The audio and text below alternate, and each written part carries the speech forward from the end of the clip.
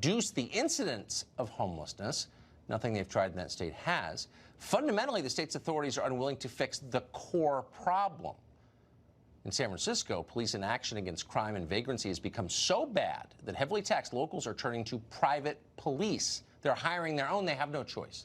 That's the focus of tonight's episode in our week-long series, American Dystopia. Yeah, hi, can I help you? Meet Cody Clements, San Francisco patrol special. Clements isn't an ordinary cop. In fact, he's not a cop at all. So we're patrol special police officers, yes. We are paid for by private businesses, merchants. Hello? We spent 2 hours riding along with Clements as he fielded call after call. Probably 10 a.m. Mostly about the disrupted drug addicts who line the neighborhood sidewalks. I talk to him every day, all day. I'm not forcing him to move, but I talk to him and encourage him to get to move. Paul Sam, 88 David. Outside the library, which they use as a day shelter. Why are they recording? He was accosted by this man. I'm kind of protesting here if I wanted to, right? Do you think you'll be homeless for the rest of your life? Yeah, I think that's a choice.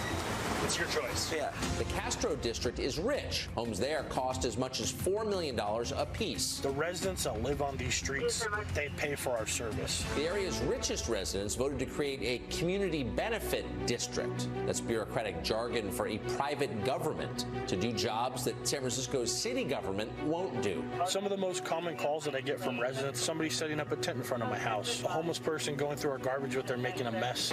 The benefit district pays people to patrol the streets, clean up trash, and remove graffiti. Now, in most cities, the city government would just provide that, right? Yeah, in most cities they would.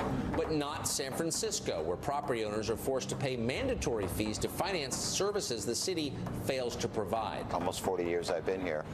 It's the worst I've ever seen. John Handlery runs a hotel near Union Square, which has its own community benefit district. His neighborhood has gotten so bad that he routinely deals with horrified hotel guests. They are troubled by the cleanliness, the fact that they at times don't feel safe, seeing people who are sleeping on the sidewalks, and they're baffled. Hello, how are you? Not all San Franciscans are privileged enough to afford private policing. No human feces, no garbage. We try to keep it pretty clean. But since the city's prosecutors are unwilling to enforce the law, there's not much patrol specials like Clements can do. Where do they go? They go to the next corner, and then you have to move them again. Nice to see you too. Thank you for being so nice, okay? It does get frustrating because, as you heard, you offer them services. They don't want services.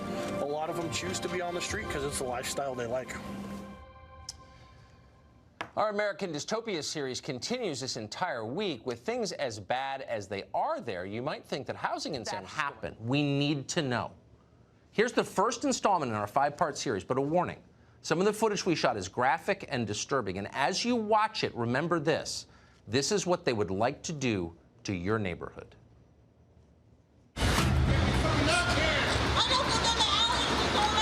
At this intersection, just 4 blocks from City Hall, drug addicts were frantically looking for a drug to reverse an opioid overdose.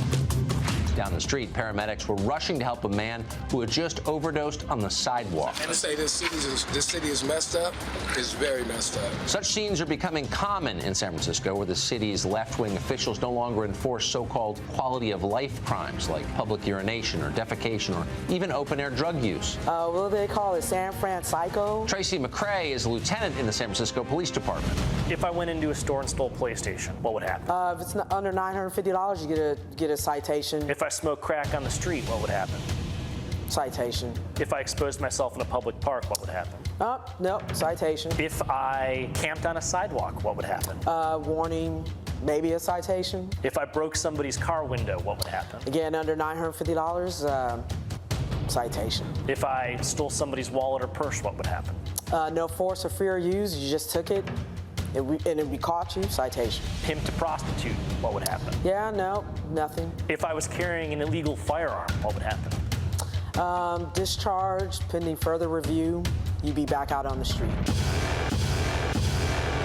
Police say those citations are handed off to prosecutors who do nothing. Right then and there, they will make the decision whether it will get charged or not. And the most times it's like, nope, not charged. Nope, not charged. Many criminals never even step foot in a courtroom. Among America's 20 largest cities, San Francisco now has the highest rate of property crime. Violent Crime on its mass transit system doubled from 2014 to 2018. Just ask anybody. You know it. We feel it. Crime is really out of control, and whether it's property crime or even violent crime, it's scary. Addicts do drugs on the sidewalk. Homeless people defecate in the street. Smash and grabs happen more than 60 times a day. Many go unreported because victims know the laws won't be enforced. Our car windows got busted. I didn't bother making a report. You're in the police department. Hey, we're not immune to that. We're not immune to that at all. Criminals act with impunity because they know there aren't consequences. We filmed drug dealers selling drugs in broad daylight. Do the police officers know who the drug dealers are? Yes, they do. We make these arrests, we get a solid report, we hand it off. I could come back for my days off and they're back out on the street. San Francisco has definitely become more dirty, more dangerous. Yeah, film me, motherfucker. I'll kill you. Rather than confront the drug use like a normal city, San Francisco enables drug use by distributing roughly 400,000 free syringes every month. City leaders say that giving out syringes reduces the risk of disease. Of course, no one wants to have somebody get HIV or Hep C, but the unintended consequences is insanity.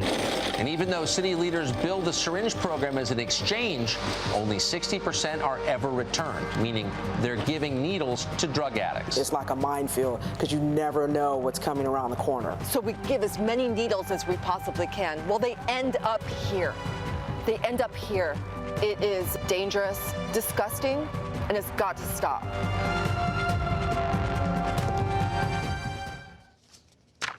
Our producer and camera crew spent a lot of time in San Francisco, and we have a lot more footage to show you from that city. If you've been there or know it, it's heartbreaking, but you need to see it because this is happening to your country. Our American Dystopia series continues every night this week. Tomorrow, we'll introduce you to a businessman, a small businessman, struggling to run a grocery store in a city where the law isn't enforced. It's hard to believe it's your country. But again, you need to see this. Well, after half a year, there are still plenty of questions